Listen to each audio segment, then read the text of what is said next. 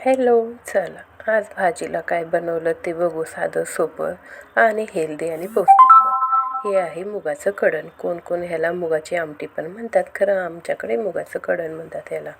हे कसं बनवलं ते तर तुम्हाला मी सांगणारच आहे. आणि अशा प्रकारे तुम्ही भाजी करून बघा, एकदम चविष्ट लागते.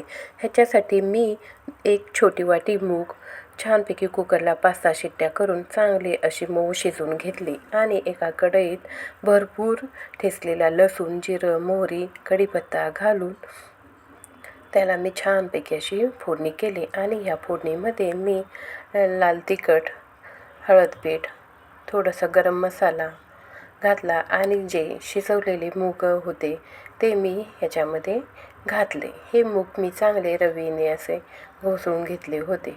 आणि ह्याच्यामध्ये मी आता ते मिश्रण म्हणजे जे आपण शिजवलेले मूग होते ते ह्याच्यामध्ये मी घालून घेतलेले आहेत.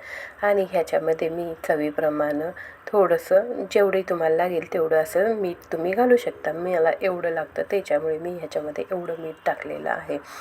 आणि हे छानपैकी गॅसची फ्लेम कमी करायची आणि छानपैकी असं हे शिजवून घ्यायचं. हे इतकी भाजी चविष्ट होते ना, आणि बाजरीच्या भाकरीबरोबर, ज्वारीच्या भाकरीबरोबर, चपातीबरोबर पण खूप छान लागते. आणि मूग हे आपल्या शरीरासाठी पौष्टिक तर आहेच आणि हेल्दी पण आहे. अशा प्रकारे तुम्ही ही मुगाची आमटी किंवा कडण करून बघा. आणि हे खाण्याची पद्धत पण मी तुम्हाला सांगते. अशी छानपैकी भाकरी अशी चुरून घ्यायची आणि त्याच्यावरती हे कडण, मुगाचं कडण घालायचं. त्याच्याबरोबर सोबतीला तुमच्या घरात असेल तर कांदा, काकडी वगैरे तुम्ही घेऊ शकता. अशा पद्धतीने हे मुगाचं कडण ह्याच्यावरती घालायचं आणि मस्तपैकी ह्याच्यामध्ये भाकरी चुरून चुरून अशी खायची. खूप छान लागते बरं का. ह्याची चव तर अप्रतिम लागते. आणि हे आमच्या घरी सगळ्यांनाच आवडतं. तुम्ही ह्या प्रकारे करून बघा. आणि माझा व्हिडिओ आवडला तर लाईक करा, शेअर करा आणि सबस्क्राईब पण करा.